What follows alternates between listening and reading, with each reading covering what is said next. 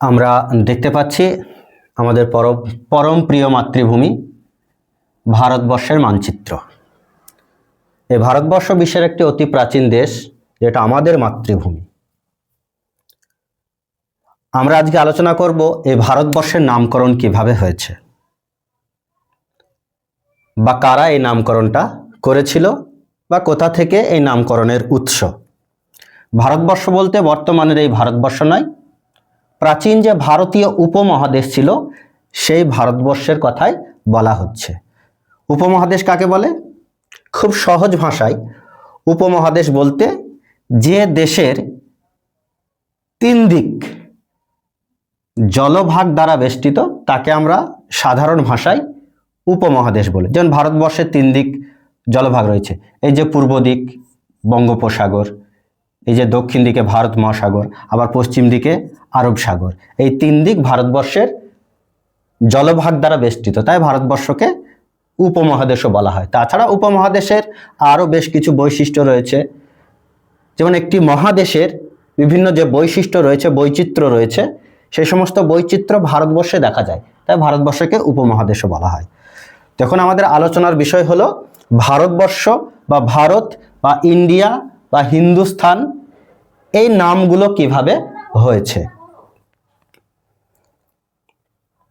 দেখো, আমাদের এই মাতৃভূমির একটি নাম হলো ভারত বা ভারতবর্ষ। ভারত বা ভারতবর্ষ এই নামকরণ কিভাবে হয়েছে?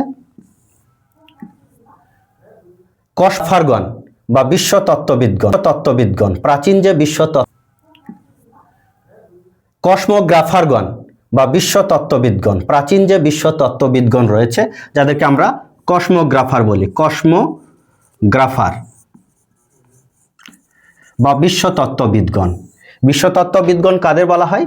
যে সমস্ত বিজ্ঞানী বা চিন্তাবিদ আমাদের এই মহাবিশ্ব বা পৃথিবীর উদ্ভব, গঠন, তার বৈশিষ্ট্য, গ্রহ নক্ষত্র, সমুদ্র ইত্যাদি বিষয় নিয়ে ব্যাখ্যা বিশ্লেষণ এবং আলোচনা করে, তাদেরকে আমরা কসমোগ্রাফার বা বিশ্বতত্ত্ববিদগণ বলি। এই বিশ্বতত্ত্ববিদগণ প্রাচীনকালে এই যে ভারতীয় উপমহাদেশ ছিল, এটাকে 7টি মহাদ্বীপে বিভক্ত করেছিল। 7টি মহাদ্বীপ মানে বৃহৎ দ্বীপে বিভক্ত করেছিল। এই 7টি মহাদ্বীপের মধ্যে অন্যতম একটি ছিল জম্মুদ্বীপ। জম্মুদ্বীপ জম্মুদ্বীপ কেন বলা হচ্ছে? এই যে নেপাল সীমান্তে রয়েছে হিমালয় পর্বত, এই হিমালয় পর্বতের পাদদেশে এই সমস্ত অঞ্চলে বা এই সমস্ত অঞ্চলগুলোতে প্রচুর পরিমাণে জামুন বা জাম গাছ ছিল। সেই জামুন বা জাম গাছের আধিক্য থাকার কারণেই ভারতবর্ষকে প্রাচীনকালে বলা হতো জম্মুদ্বীপ। ঠিক এই জম্মুদ্বীপকে আবার 9টা দ্বীপ বা বর্ষ, দ্বীপ মানে হচ্ছে বর্ষ, 9টা দ্বীপে বিভক্ত ছিল। তাদের মধ্যে অন্যতম একটি বর্ষ বা দ্বীপ হচ্ছে ভারত বা ভারত। এই কারণে ভারতবর্ষের একটি নাম হলো ভারত বা ভারতবর্ষ। আর কিভাবে? প্রাচীন সাহিত্য আমরা জানি যে পুরাণ সাহিত্য, পুরাণের কথা আমরা সবাই জানি। প্রাচীন সাহিত্য, পুরাণ মানে হচ্ছে পুরানো। এই পুরাণের বিভিন্ন অংশ ছিল, মূলত 18টি অংশ। পুরাণের 18টি অংশ ছিল, তাদের মধ্যে একটি হচ্ছে পুরাণের যে 18টি অংশ, তার মধ্যে একটি হলো মৎস্য পুরাণ। এই মৎস্য পুরাণে বলা হয়েছে আমাদের এই যে মাতৃভূমি, যে ভূখণ্ড, এই ভূখণ্ডে একজন রাজা ছিলেন, তার নাম হচ্ছে ভরত। তিনি মূলত এই কাশ্মীর অঞ্চলে বা গান্ধার অঞ্চলে বসবাস করতেন। সেই জন্য তার নাম থেকে মনে করা হয়, এই ভরত রাজার নাম থেকে ভারতবর্ষের নামকরণ হয়েছে ভারত বা পরবর্তীকালে বর্ষ বা ভারতবর্ষ। আরও একটি এই যে পুরাণের আরও একটি অংশ বিষ্ণু পুরাণ। এই বিষ্ণু পুরাণে বলা হয়েছে যে আমাদের এই ভূখণ্ডে বা ভারতবর্ষে ভরত নামক একটা উপজাতি নামক বিষ্ণু পুরাণে বলা হয়েছে বিষ্ণু যে দেশ হিমালয়ের দক্ষিণে এবং সমুদ্রের উত্তরে, এই যে হিমালয়ের দক্ষিণে এবং যে বঙ্গোপসাগর বা ভারত মহাসাগর তার উত্তরে, সেই দেশকে বলা হচ্ছে ভারতবর্ষ। সেই দেশকে বলা হচ্ছে ভারতবর্ষ। আরেকজন বিখ্যাত ঐতিহাসিক রামশরণ শর্মা, একজন বিখ্যাত ঐতিহাসিক রামশরণ শর্মা। রামশরণ শর্মা কি বলছে? রামশরণ শর্মা এবং ঋগ্বেদে একই কথা বলা হয়েছে। কি বলা হয়েছে? যে ভারতবর্ষে ভরত নামে একটা উপজাতি গোষ্ঠী ছিল, রাজা নয়, একটা উপজাতি গোষ্ঠী। পুরোদমে ভরত নামে একটা উপজাতি গোষ্ঠী ছিল, ভরত গোষ্ঠী। এই ভরত গোষ্ঠীর নাম থেকে ভারতবর্ষের নাম ভারত বা ভারতবর্ষ হয়েছে।